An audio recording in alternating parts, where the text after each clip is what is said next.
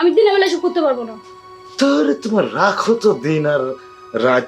হ্যাঁ, আজ 15টা দিন তুমি ছিলে তোমার মায়ের বাড়িতে, তারপরেও আসলে আমার মানে কাছে না যেতেই ফিট হয়ে গেল। বাদ দাও তো, আমি কিন্তু এখন দই খাবো, ঠিক আছে কি? তাহলে শুনে দাদা তো নাই, সো একটু দইয়ের মাথা খাই। সো আয় আয় আয়, এটাই সুযোগ। আয়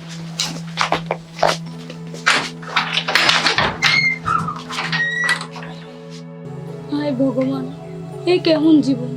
একটা মেয়ে হয়ে দুইটা পুরুষের মন জেগাতে হয়।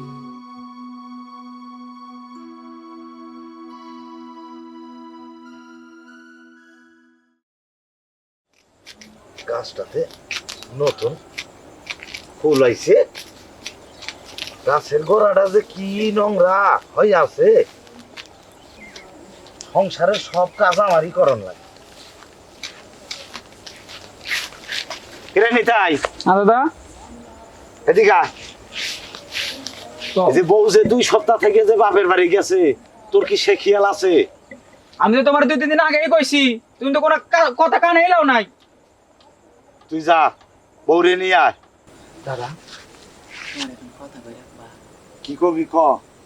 যে বেল তো ডুবু ডুবু হয়ে গেল, তুমি যায় একটা থাইকে সকালে নিয়ে থাকা লাগবি না, তুই যাবি আর বউরে নিয়ে চলে আসবি।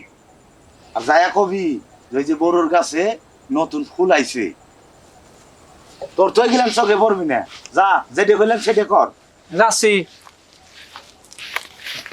যাই আবার এক রাত শ্বশুর বাড়ি থাকবি, এমনি বউ 2 সপ্তাহ ধরে বউ নাই, আবার কয় যে যাই এক রাত আমি থাইকে আসি। বড় ভাইয়ের ব্যথা কেউ বোঝে না, সব কাম আমার করণ না।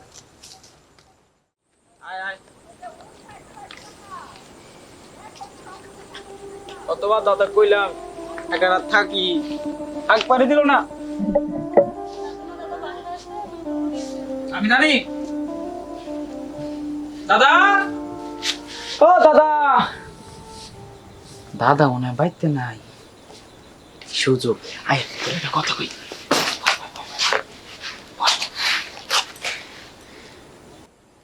15 দিন তো মায়ের বাড়ি ছিলি, ভালোই তো খাওয়ান দাওয়ান করছস,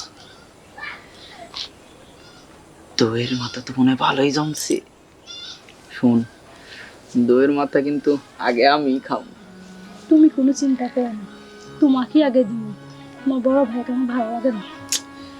সেটা শক্ত ওর হাতে, দাদা কিন্তু অনেক জোর জবরদস্তি করবো। না না, তোমার দাদা জোর জবরদস্তি করলে লাভ নেই। তোমার দাদাকে আমার ভালো লাগে না। ঠিক আছে, তাহলে শুনে দাদা তো নাই, সো একটু দইয়ের মাথা খাই। সো আয় আয় আয়, এটাই সুযোগ। আয়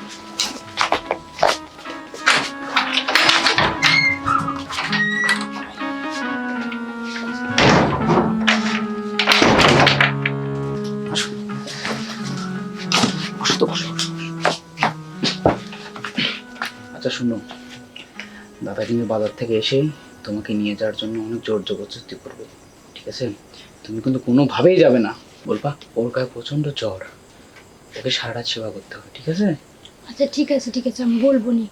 আর তাছাড়া তোমার দাদাকে আমার সাথে ভালো লাগে না, মুখের উপরে বলি না রাগ করবে বলে, কিন্তু যেটা সত্য কথা আমার ভালো লাগে না। আমার তো শুধু তোমাকেই ভালো লাগে। তাহলে সেটা যেন মাথায় থাকে, কিভাবে কি ব্যবস্থা করবো সব কিন্তু তোমার উপরে। আচ্ছা ঠিক আছে, আমি বলবো নি। তো চলো। হ্যাঁ, ওই দেখো, ওরা মনে করেছে যে আমি জানি না। হ্যাঁ, আর এসেই দেখো কেমন দরজা লাগিয়ে দিয়েছে। এখন সবার মাত্র তো আসলাম, হাত মুখ ধুই একটু ইয়া হই। আরে হাত মুখ ধুতে ধুতে দাদা চলে আসবি, এতক্ষণে দইয়ের মাথাটা খাওয়া হয়ে যাবে।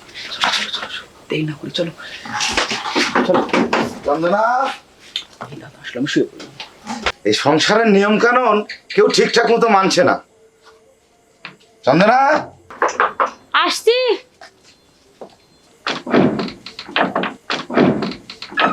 এসেই দরজা আটকে দিয়েছো।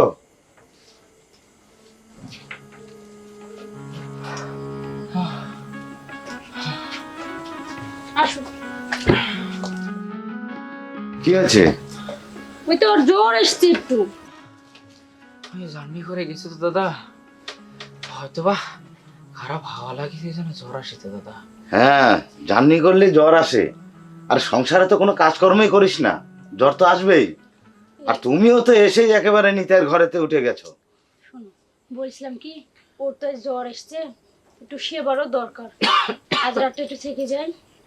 থাকতে হবে না, থাকতে হবে না, আমার ঘরে যে ওষুধ আছে না, ওকে খাইয়ে দাও, দেখবে জ্বর একের এক নিমিষেই পালিয়ে যাবে। চলো চলো। দাদা মনে হয় ওষুধে কিছু হবে না, চন্দনা এখানে আজকে রাতটা থাক, আমার সেবা করুক, আমি সুস্থ হই তারপরে না হয় যাবে। আরে না না, দাঁড়া দাঁড়া, তুই থাম, আমি তোকে ওষুধ দিচ্ছি। আসো, তুমি আসো তো, আসো আসো। আরে আজব। আরে আসো আসো।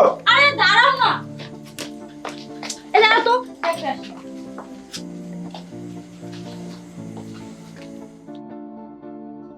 বলছি আজকে রাতে একটু থেকে যায় না নিতের কাজ?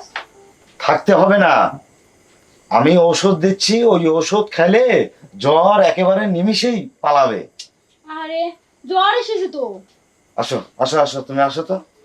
তুমিও না জ্বর এসেছে, পারো। 15 দিন পর আসলে, এসেই আমার ঘরের দরজা একেবারে লাগিয়ে দিয়েছো। তোমাকে অত সেবা করতে হবে না, আসো।